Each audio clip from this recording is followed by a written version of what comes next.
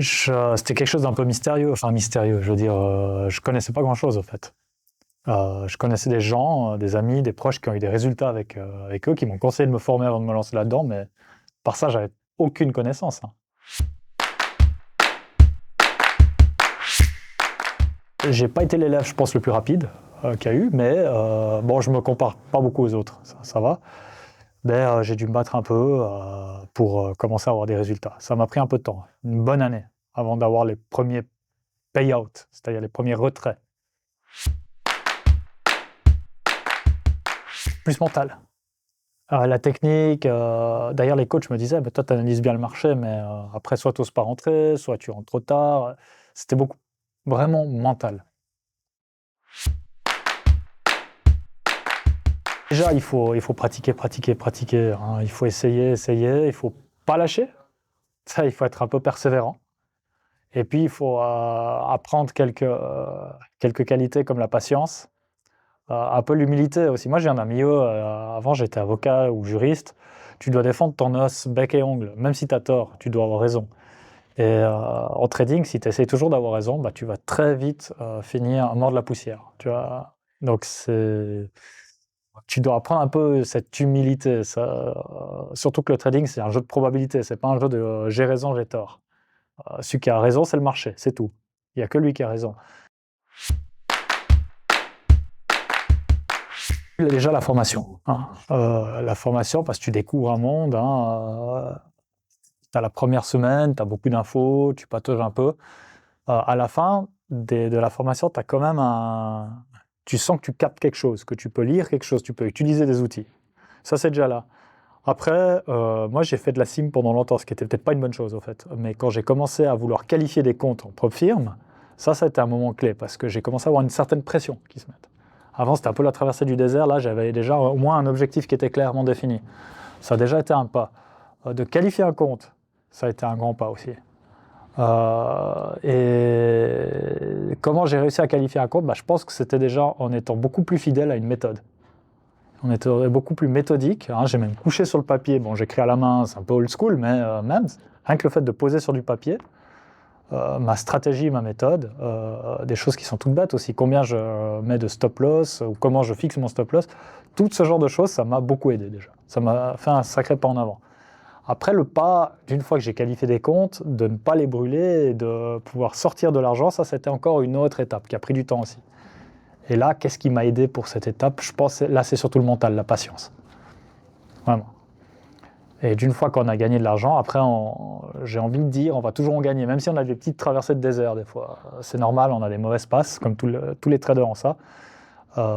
Mais quand on voit ce désert, quand on est dedans et qu'on a déjà retiré de l'argent, on sait qu'on va sortir de là. On a déjà une certitude dans la tête qui nous permet d'avancer un peu sereinement, même si des fois c'est frustrant, hein. Voilà. Alors, c'est un outil clé quand tu sors d'une formation et que tu n'as pas le capital pour mettre chez un broker. Il ne faut pas oublier que le broker, il ne va pas te demander de mettre juste 2000 francs sur ton compte. Il va te demander plus parce que lui, il veut une marge de sécurité, ce qu'on appelle une marge. Alors, si tu veux trader des marchés comme on voit dans la formation, par exemple le Bund ou les Européens qui sont très chers, ils sont chers pourquoi? Parce qu'ils demandent, les brokers, pour ces marchés-là, demandent beaucoup de marge. Si tu veux trader aussi les marchés américains, il faut une certaine marge aussi. Alors, on n'a pas tous de l'argent à mettre comme ça chez le broker. Et puis en plus de ça, cet argent est un risque. Même si j'avais ce capital, je risque de le perdre. Et là, je vois deux avantages. Déjà, tu ne mets pas à risque ton capital.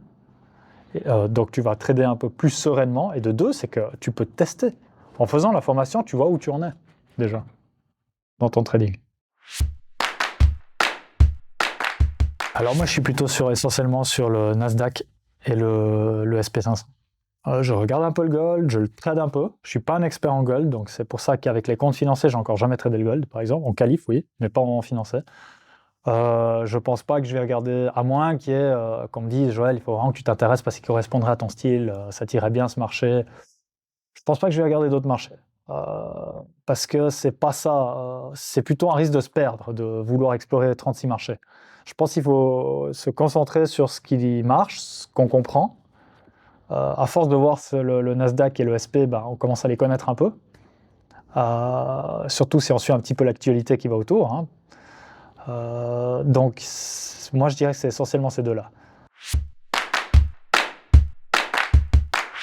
Alors, je trade beaucoup avec le market profile, le heatmap et le carnet d'ordre. Bon, le market profile, c'est surtout avant l'ouverture et puis juste après que je regarde, vers 4 heures, pour savoir on en est où par rapport aux zones de volume. J'adore les zones de volume. C'est ça que je cherche. Alors là, c'est clair, c'est les grosses zones de volume. Le heatmap, c'est la même chose aussi, je le regarde. Je l'ai constamment sous les yeux parce que je vois où s'est créé le volume quasiment en temps réel.